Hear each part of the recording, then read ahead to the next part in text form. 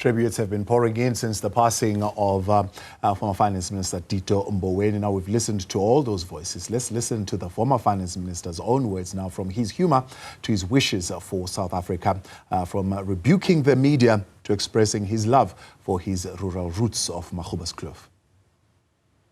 Since his passing last Saturday, tributes have poured in for Tito Mboweni. His family, friends and former colleagues have described him as a multifaceted man.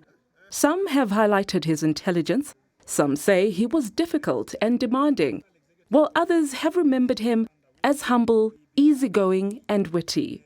Take, for instance, this moment while tabling the budget speech in Parliament. A 750 milliliter bottle of sparkling wine, Minister Mbalula, will only cost an extra 61 cents. A bottle of 750 milliliter spirits, including whiskey, gin, or vodka, will rise by R2.89. A packet of 20 cigarettes,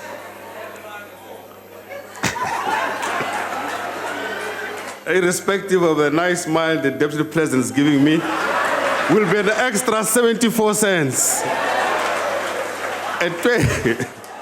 All whilst speaking to potential investors.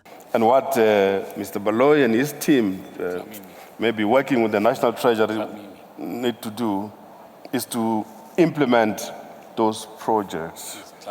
Oh, Tlamini, sorry. Well, he looks like Mr. Baloyi. So, yeah, I was for many years mistaken for Peter Mkaba. So. Despite his humour, Mboweni didn't suffer fools and never minced his words on what the country and its people needed.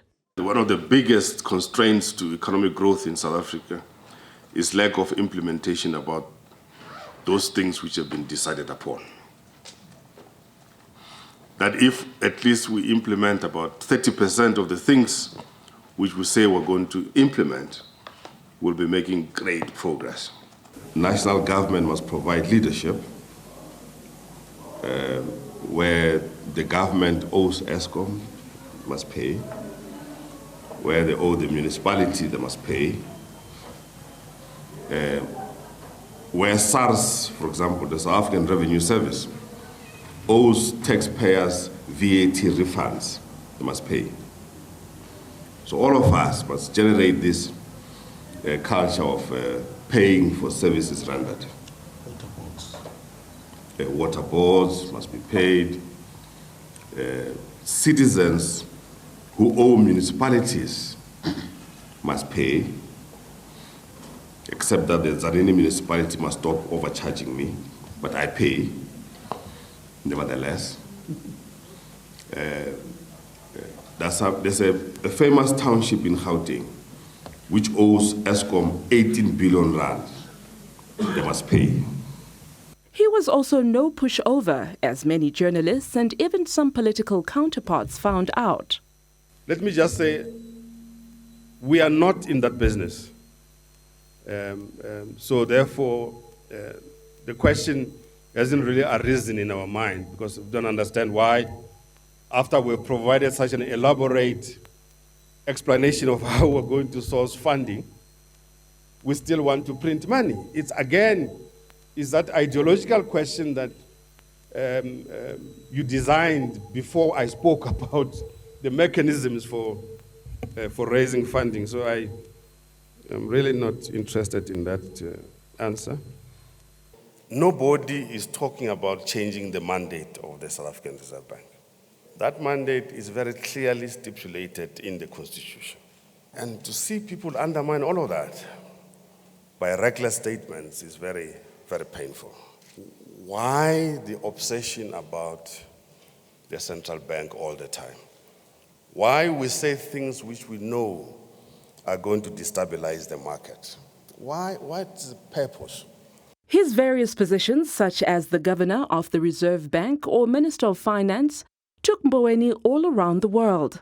Yet he remained a ruralist who held his home village close to his heart. We decided not to go this time, because we have work to do here at home. So we cancelled going to Washington for the IMF World Bank meetings. Maybe just as well, so that nobody can say the paper was finalized by the IMF. But we can really confirm that the paper was finalized in Magoebaskloof, on some mountain there. Finally, it was also clear that Mboweni fancied himself more than just a politician, but a bit of a philosopher too. We must be careful not to choose a path that seems easy or too good to be true. An easy path, more often than not, leads to a bad destination.